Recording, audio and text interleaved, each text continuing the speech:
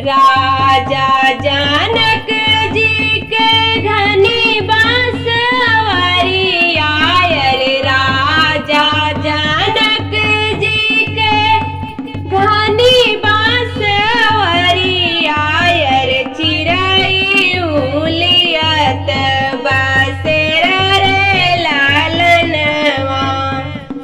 अरे चिरई उलियत बसेर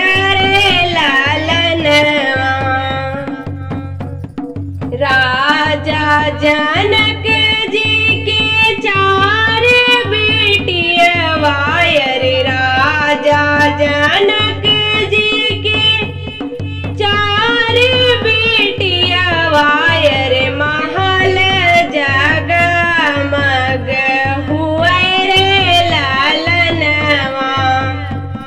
अरे महल जगमग हुए